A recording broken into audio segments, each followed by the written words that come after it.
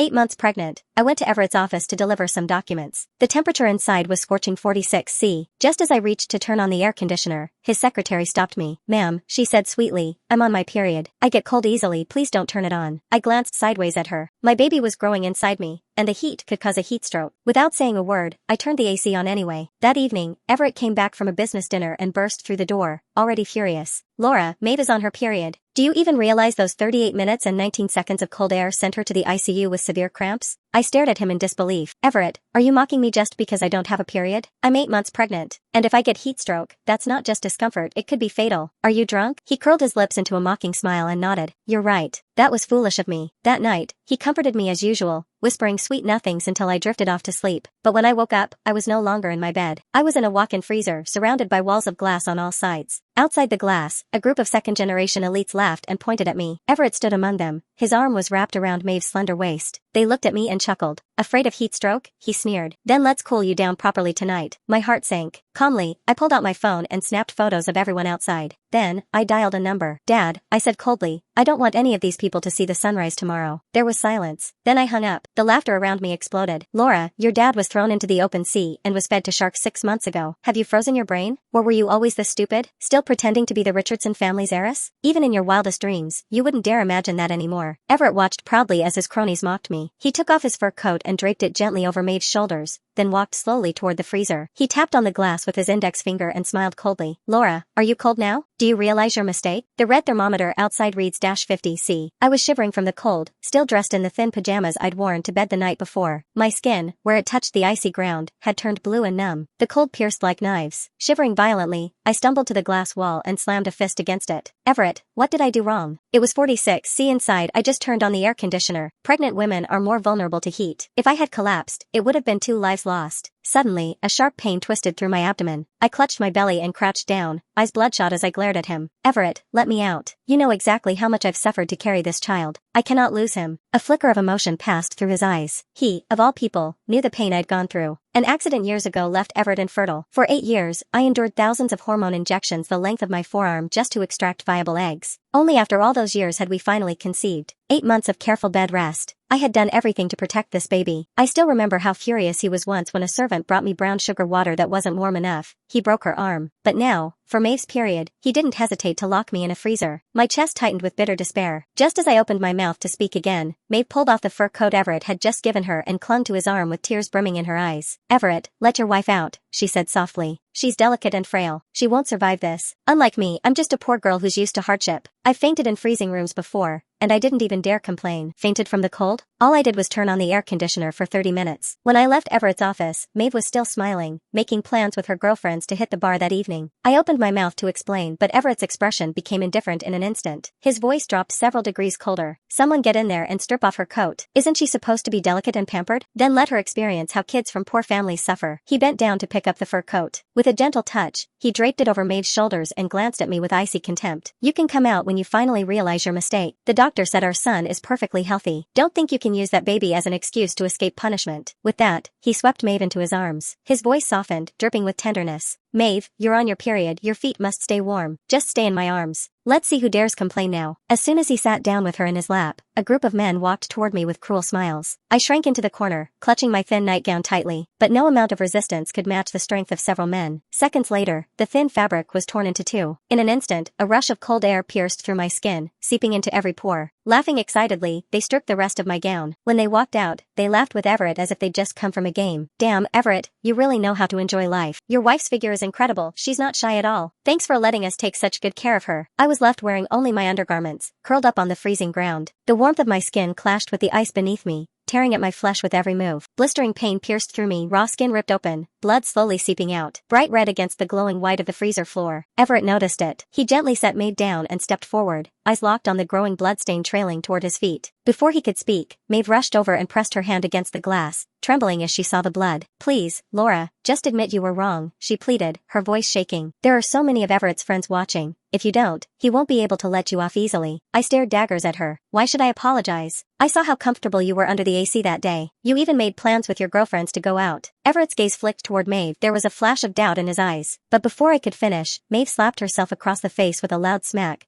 then dropped to her knees with a dramatic thud. Grabbing Everett's hand, she sobbed, "Everett, I just can't bear to watch her suffer like this. If she still won't admit her mistake, then I'll kneel here outside with her." The moment Maeve knelt down, all traces of suspicion vanished from Everett's eyes. He bent quickly to lift her up, his face twisted in disgust as he turned back to me. "Laura, you've really been spoiled rotten. Maeve has always endured your arrogance in silence. Now you're clearly in the wrong, yet she's still worried about saving face for me and she's willing to suffer for you. You don't deserve her compassion. Tonight, I'm going to crush that pampered temper of yours. If you don't admit you were wrong, don't even think about coming out." He turned and gestured to the men behind him. "Bring in more ice blocks, surround her with them, pour water over her too, I want her frozen to the very walls." He hadn't even finished speaking when, just then, a girl tugged nervously at Everett's sleeve. "Everett, pouring water over ice will make it stick to skin like glue," she said timidly. "If she moves even a little, her flesh will tear. She's due any day now, something terrible could happen." His hand, mid-gesture, paused in the air. He hesitated, but before the moment could shift, a soft, pitiful voice came from behind him. "Everett, let it go. My time in the ICU wasn't as unbearable as you imagine." Maeve's words instantly turned his hesitation to stone. His gaze darkened. The hand he had paused slowly lowered as his voice turned cold again. "Do exactly as I said." The young girl opened her mouth to protest again, but Everett waved her off. "What she's going through is nothing compared to what Maeve suffered. I already have an ambulance waiting outside. What could possibly go wrong?" With that, she fell silent. Now emboldened by Everett's command, the men returned to the freezer this time, carrying even more blocks of ice. One of them grabbed a fistful of my hair, yanking me upright. They surrounded me with slabs of ice, building a wall around my body. Then, a basin of icy water was dumped over my head. The next second, my skin adhered to the ice like glue, bonded by freezing water. Each breath burned my throat. Each pore pulled tight with searing pain as the cold seeped into my bones. I glanced at the clock. I'd been trapped in the freezer for over 5 hours. My limbs had turned dark purple from the cold. To shield my unborn child, I tried to shift my body slightly to find a posture where my stomach might retain some warmth, but every tiny movement ripped more of my flesh from the ice. The baby's movements inside me had grown faint, alarmingly faint. I gritted my teeth, ignoring the raw pain as chunks of skin tore away. Slowly, I maneuvered my body to shield my belly as best I could. Bright red blood began to smear across the crystal clear ice. By the time I managed to reposition myself, the once clear ice around me was stained a ghastly crimson. The laughter outside died. Even the jeering men, who had earlier mocked me, fell silent at the sight. Through the blur of blood and frost, I glared at Everett and screamed hoarsely, "Everett, if anything happens to this baby, then you, his biological father, are his murderers. I swear I'll pray day and night to his spirit so that you never know peace." His expression wavered. The steel in his eyes faltered as he stepped closer, peering through the blood-fogged glass. Then a shout rang out behind him. "Everett, my dad just said there's a plane on the Richardson family's private air route." Everett's face drained of color. His expression twisted with panic and fury. He pounded his fist against the glass, roaring at me. "Laura, what the hell is this? You think you can scare me with your Richardson family name forever?" Before I could answer, Maeve rushed to his side, gently rubbing his back and shooting me a look that combined hurt with quiet blame. "Laura, if you won't admit your mistake, that's fine. But why must you torture Everett like this?" she said, tears glimmering in her eyes. "You know how much suffering he endured back when Mr. Richardson was alive. Now he's gone, and the Richardson family's wealth has long been sold off. What's the point of staging this farce?" Then she gently tugged Everett's hand, her voice like a breeze as she added, "Let it go, Everett. Let her out. If something really happens to the baby, we'll be the ones blamed. It's not like she ever cared about us lowly nobodies anyway." Her words didn't soothe him, they only fanned the flames. His eyes lit with renewed rage. He spat out a curse, then snapped toward his men with a roar. "Turn the freezer down to -100 degrees. Do it now."